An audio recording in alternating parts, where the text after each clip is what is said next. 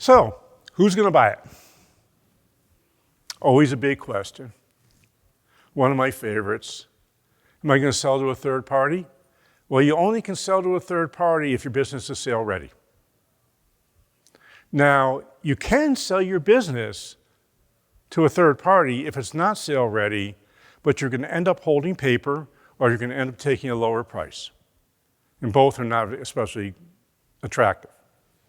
When I was running for the Times, I would often find people who had sold businesses, and a few in this industry that ended up not getting paid. And the reason is, if you sell a business and something goes wrong with that business for the new buyer and you're holding paper, who do you think the buyer blames? Do you think they blame themselves because they made a bad deal or they didn't ask the right questions? No, they're going to blame you. And when they blame you, what are they going to do? They are going to stop paying you.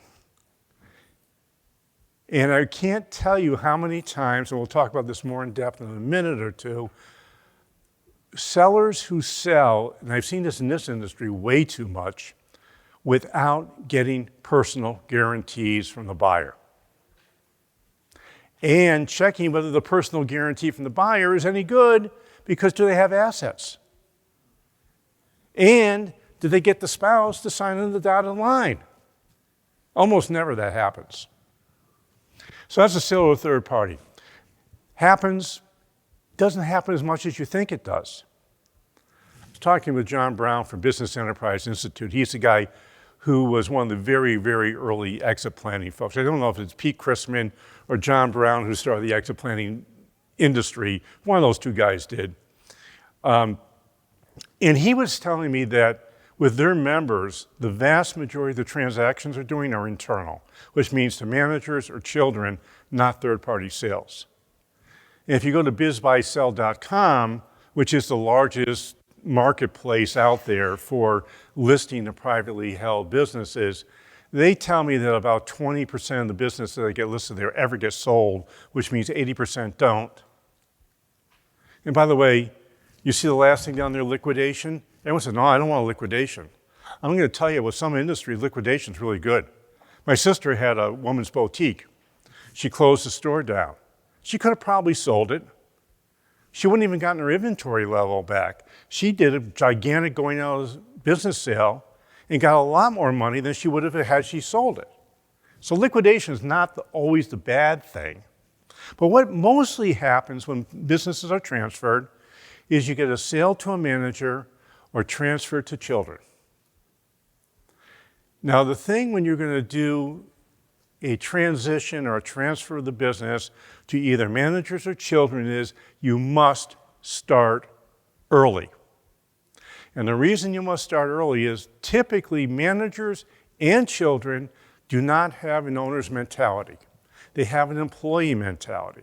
It takes 2, 3, 4 years to get those folks to change that ability from being an employee to thinking like an owner.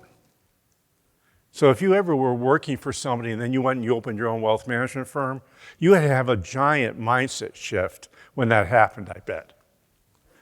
Now, I never knew that because I was too young and dumb to figure out that, although I'm not sure I had any mentality whatsoever when I was 23. So those are kind of interesting questions. Who's going to buy the business? Now, is it going to be a strategic sale, which means you sell to a competitor? Or is it going to be a financial sale where you sell to a private equity group or just an investor? Strategic sales tend to bring more money than financial sales. The reason's really pretty simple. Strategic sale is, I'm your competitor from across town. I'm going to buy your business. Guess what I'm going to make go away? All your overhead. When I sold my food service company, we got into an interesting conversation with the buyer about why they were going to pay me the money I wanted them to pay me. And I sat down and I took our numbers and I said, this is what you're going to do with our numbers. Now, it looked like it would take 5.5 years to pay for our business.